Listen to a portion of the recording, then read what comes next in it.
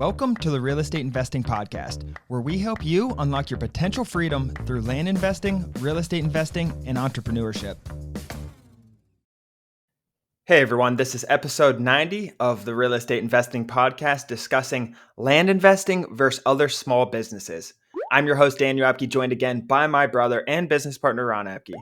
Before we get into the show, let's go over a question from one of our featured members in our Discord community. Our Discord community is free. Go to landinvestingonline.com/Discord to join where Ron and I and a ton of other successful investors are. Question today from Johnny. How many hours a week should I hire my virtual assistant to start? It's an interesting question because we just had an episode, actually episode 89, Ron, on hiring a virtual assistant. Yeah, and I don't think we touch base on the hours. I think ours works 36, I want to say, Dan, and they can work up to 40, I would imagine. You probably know more about this. So I think if you want to dive deeper into this topic and go into what you kind of expect hour wise. You can hire them for whatever. Some of them will like overtime. They like money. So a lot of them like to work and they need to pay bills. So 40, 50 hours should be fine. Just talk to them. My first virtual assistant that I hired for about 20 to start, and she was splitting it with another company. So the risk there, I ended up she did quit eventually to work for that other company, but she was like a college student, I think, and just doing some customer service for me. But you can hire them part-time if you'd like, with the idea of going full-time. And I would stress that, but they will, if you hire them part-time, they have to support their family through other ways. So have that discussion with them. And if you're hiring them part-time, just know that you might lose them because they need full-time. So I personally, hiring for almost full-time or full-time is best because you can treat them like a real employee, bring them into the core values and get them onboarded and, full-time employed just like everyone else in our company. I just think it's a little bit more sustainable. I have a quote that I hear a lot and I always say it too. Part-time employees give part-time results, and it's because they're not dedicated to your company. They have other things going on in their head. They have other companies they're working for. They have other ways they need to make money. So part-time employees give you part-time results. That's how I'm going to end it there. But let's get into the show, Ron. Land investing versus other small businesses. And I wanted to talk about this because, one, Ron, we grew up in a family of a small business entrepreneur in Cincinnati, Ohio. So we know this topic very well. We've seen it. We both worked for. Did you ever work for Dad? Yeah. Did you? I remember you wrecked the van one time, so I didn't know if that was your first and last time. He wrecked the van or something, going to get some subs for us when we were all working. But so we both grew up under entrepreneur, so we know it very well. I see the hard times, good times, and everything in between with small business owners, and I have a lot to say on this. I'm excited for this topic, Ron. Yeah, I think comparing that aspect of it, I think that could be really good. Like service-based businesses are quite a bit different from what we do and how we operate, obviously. But yeah, there's obviously significant differences from this is why we're in land, guys. Like there's not that's the reason we're in land. That's why we teach people land, because what land has done for us. So it might seem biased. We'll give both sides of it. But yeah, let's get into it, Dan.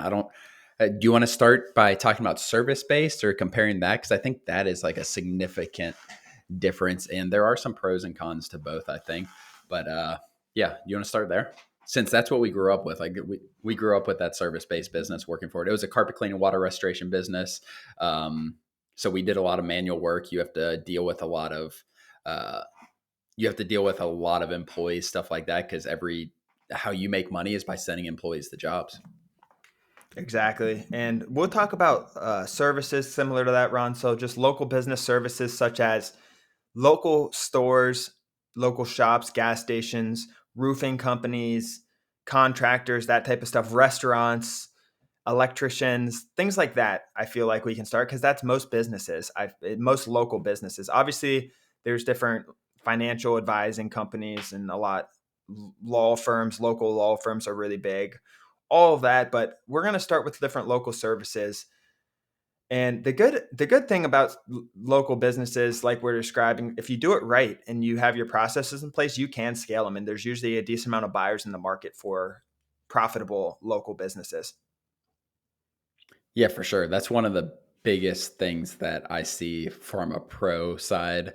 of local business service businesses, there's history of selling all of those types of businesses, whether it's a roofing company, a carpet cleaning company, a jewelry store, whatever it is. There's a history of selling the asset. So, like Daniel said, if you have your processes and it's not too reliant on you, and that's what you see with a lot of local businesses, they're too reliant on the owner. And even with our business, like it's difficult to get from that spot where it's not reliant on the owner doing something day to day. And that's where we're getting to. I think we're pretty close to being in that position, Daniel, where it doesn't really we could both step out for a day and things would get done. There would just be some approvals at the end of the day that me or yourself need to do. But that's what I noticed with local businesses that can't sell or struggle to sell. It's because it's missing an operator who isn't the owner. Would you agree with that, Dan? I think that's an operator. When the main operator is the owner, it becomes so much more difficult to sell the asset. Exactly. You still can sell it because you still have processes as well, but the future buyer needs to know that they're coming in and have to really, really either one, focus on their processes and bring in a general manager to take that role, bring in an operator. So they just know they have to adjust. You still can sell it if the owner is also operating, but it just makes it a little more difficult. And if the owner's the only one operating in the business, then you're not in a good spot, I don't think, to sell it. You need people. If the owner's operating the business, you need people under the owner to sell it and good processes and things like that. But the labor run is so tough, I feel like. And we're going to get into the main differences we see in a minute, but the labor is really tough. That's the first thing that stands out. Like hiring local labor is really tough in that today, like especially contracting business, restaurants hiring waiters, bussers, bartenders, managing those people, roofing companies for contractors, local stores on low hourly wages. It's hard to manage and maintain the labor. I mean, for example, like I said, we worked for our dad's company and Ron went out to buy lunch one day and just completely wrecked one of the vans. So like things like that, things like that do happen. And then the owner gets a call, which was our dad at the time, and talks about how his brand new vans, his brand new company trucks wrecked. And that happens like that. It's just things that you deal with as those local businesses with equipment and contractors and employees that you have to manage. But let's get into some of the main differences I see, because what we do at Land Investing Online, we buy market value or under market value properties and resell them for around market value. And it's extremely sustainable. But the main thing, like we preach freedom, Ron. And I'm curious if we didn't grow up under a local service business, if we would be doing that now, because I always knew I wanted to get into entrepreneurship, but if I didn't see the struggles of the local business, I'm curious to, like, maybe I would have opened a local business. Maybe I will one day. I have no idea, but I'm curious to see, like, if I feel like we saw it so close that we kind of knew the struggles and didn't want to deal with all the headaches. Maybe I do see there's a lot of good things about it, and there's still a lot more freedom than a 9 to 5 job with it. But we preach the freedom land investing brings, and the number one thing, or one of the top things, is remote. Local businesses are not remote. It'd be hard to manage a restaurant from California when it's in Ohio. Yeah, I think from that perspective, I could see myself, and I've thought about it in the past, getting into a local business or something like that, or trying to grow a local business. And I think it's more so, and you'll probably agree with this, it's like the challenge aspect. I know the difference in the challenges, but I also know the rewards in terms of getting an asset from $500,000 to being worth $2 million isn't that much of a difference in sales, or just it could just be some processes and stuff like that that really help you grow. But the challenge aspect is what really intrigues me, Daniel, with local businesses, with service based businesses. I actually follow or someone that I talk to a decent amount on social media. I've never met him in person, but he just bought a lawn care business for $90,000 or something, and it's doing 150,000 a year, and he's making like 70 grand on that, or he'll profit like 70 grand on that his first year, and he bought it for under 100 grand. But what he did with that 70 grand, since the owner was doing everything, he just paid a general manager. So he just hired an operator for $70,000. So he's not doing it all. He's not going to make much money right now as terms of profit, but he has the asset. He's going to have an operator. He's putting systems in place, and he bought a business that's doing 150 to 200 grand a year, for under $100,000 and it's profiting $70,000. So as far as your ROI or whatever, Daniel, when you're profiting 70 grand on a $90,000 purchase, and he's doing it, it's all owner finance, seller financing as well. So he didn't put a dime down. So he's profiting 70 grand on $0 put down. He reinvested that 70 grand fully into an operator. What are your thoughts on that whole situation? I'm more intrigued in buying a business, to be 100% honest, buying a service-based business that probably isn't structured correctly, that has errors in its processes or no processes. And then that's what I'm interested in. But I think you can get really good deals like that. Yeah, I agree. I'm sure you can get a lot of good deals from buying a business that doesn't have much processes, especially that's owner operated, Ron, because when a business is owner operated, I feel like they're more desperate to sell because there's less buyers for someone going in knowing they're going to have to cut the grass, for instance. If that's the only person in the business and he's doing, you said, 150 to $200,000 of sales a year just from mowing grass, and he's the only one doing it, the buyer has to figure that out. So there's just going to be less buyers in general, I feel like, Ron. But if it's me personally and starting a service business, I would probably want to start one from scratch myself. That's just I think I enjoy starting businesses from scratch. That's the most fun part for me, I think. And just kind of finding a niche in a market and then just dominating the market from scratch. I feel like wouldn't want to have to rebrand and do. I just rather start fresh personally. Really, I'm kind of surprised at that. I just think you can. I think having that book of business, I guess if you really enjoy that part of it, but I think the value in having that book of business already, ideally a good reputation. I'm not going to buy a company with a poor reputation, and a company that kind of aligns with me also with what their reputation is. I think it's really important for me if I were to buy like a service-based business. But yeah, I just think that book of business makes the acceleration of kind of the asset so much more valuable. And I think those processes can, when you have that reputation, when you have that book of business, I think the processes, the systems, and then obviously getting the people, those are the three things you're going to have to do. I think that asset can 2-3x extremely fast. But I respect that a lot if you want to start one of those from scratch. I don't think that's for me 100%, honestly. It's more of a grind starting from scratch for sure, in terms of just like you're starting with nothing and you're gonna, like, the growth is usually pretty slow. I've seen it multiple times. It's fun to watch the growth though. But I do understand also the benefits of buying one. Like if I'm a business, like say Land Investing Online, Ron, ended up buying another course similar to ours that's not in the land space to pivot into another industry like mobile homes or something. I would love to buy a business like that because we're not mobile home experts, Ron. So for something like that, we can buy their expertise. I would highly consider something like that over just buying a random business. I do want it to align with my other mission and values. I feel like just creating freedom in general. That's where I'm at now. But so we talked about some of the main differences.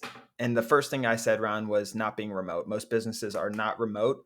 It's hard. I mentioned how it's hard to run a restaurant from California when you live in, or from in Cincinnati when you live in California. It is doable, but your businesses a lot of times struggle because of that. When people try to do that, and it's a lot of time people with money do that, and the businesses will typically struggle a lot of times. You can do it though.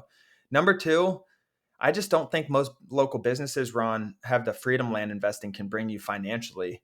I mean, I feel like we can do $10 million in sales with less than 10 employees. Doing $10 million in sales for a service business, you're going to have, I mean, if you're a restaurant and you're doing 10 million in sales, you're going to have over 100 employees. That's insane to think about. Yeah. And yeah, without a doubt, Probably over I think, 200. yeah, I think 10 million, I think you can do more. If you're talking just sales, Dan, or are you talking about profit? I'm talking about sales. Yeah. I mean, we could easily, I think you and I could probably do 5-6 million, just you and I running a land flipping business ourselves. But 10 employees, like if you have systems, process of that stuff in land, I think you can do 20-30 million dollars per, not easily, because the systems and process are very important. They're not easy to get into place correctly, and having the right people as well. But 10 employees, and you can easily do 20 to 30. I said easily again. You can definitely do 20-30 million dollars with land. And I think the one thing with land, and we've talked about it quite a bit, I think we had an entire podcast on it, is how can we make this business sellable, an asset? And that's the one thing that land it hasn't been proven to this point. It's been proven with house wholesaling and stuff like that. People who have their processes down with that business and they sell for really, really big multiples because they have the people in place, they have the systems, they have their marketing in place and how to acquire. So those business can be sold. That's the one thing that has not been proven in our market. I do think there's definitely a future for it, but that's the biggest difference in terms of a not bad thing. Con, I guess, of land investing versus a service-based business. Definitely. Yeah, I think most online businesses you can sell at pretty high multiples, but just like Ron said, land investing is not proven yet. It's definitely going to get there, I would think, as long as you have processes and profit and everything that an owner would need, an investor would need to come in and make money. I feel like there's no reason it shouldn't be able to, but we have a whole nother episode on that, like Ron said. The third thing is local labor is much, much more difficult than virtual labor, Ron, especially we're talking about our last episode was on virtual assistants overseas, but we also have local transaction coordinators. We have salespeople. We have due diligence and a project manager now. It's just hard to find good local labor. I mean, especially if you're doing labor, tedious labor, like contracting type of stuff, those people it can get pretty cutthroat from my understanding, Ron. And we've seen it firsthand growing up, like just understanding the struggles of local labor. It's always a pay challenge. Who can pay the most? People are bouncing back and forth, though. I'm not saying there's no good ones. It's just hard to manage and maintain good employees. Yeah, and I think not having like if it's that just like and I've seen it with our family business, like not having a true if you don't have a true operator who's actually got responsibility, when someone calls in sick, it's you, the owner, who's going to whatever, work on that roof, mow that lawn, clean those carpets. And if it's like that, like it can just wear you down really, really fast, in my opinion, because people, I'm sure local labor calls it. I know local labor is going to, when it's a service based business, is going to call in sick a lot more than whatever, a remote land investor, a remote salesperson, something like that. We are building an office and a space in Cincinnati where we're going to have people working locally, but it's not the same as someone going to a completely hands-on job for 8 hours a day if they just don't feel great or maybe they just don't want to go to work. Making that phone call, and you see that so much with lower paid employees as well, where they just don't want to go to work and they call in sick, they whatever, and it can become a thing. And it's hard, like you fire someone and then it's really hard to replace them, even if it's not the greatest result they're giving you. It's hard to fire people in those service local businesses, because especially right now, how hard it is to hire those, and you have to pay them a lot more than what you paid them a couple years ago, $15 to $17 an hour, I would imagine, to get anyone that to do anything in that kind of business. Absolutely. Well, that's all I had. Those were the three main reasons, Ron. Do you have anything else to add? No, I think I think it kind of shows what land investing can be. The profit margins, all that stuff is we have great profit margins, obviously, but I think it kind of what land investing can give you versus maybe owning a local business. It gets pretty drastic, in my opinion. It is a lot of work building a land investing business. We're not going to say it's not, but it's very possible to build a $10 million business with a couple employees. Absolutely. Well, that's all, guys. Thank you for joining. To get started and to unlock your potential freedom, visit landinvestingonline.com to join our free Discord where Ron and I and other successful investors are in. Please like and subscribe to this YouTube, Apple Podcast, Spotify, or whatever you guys are listening on. It really means a lot. We'll see you next episode, and thank you for joining. Thanks, guys.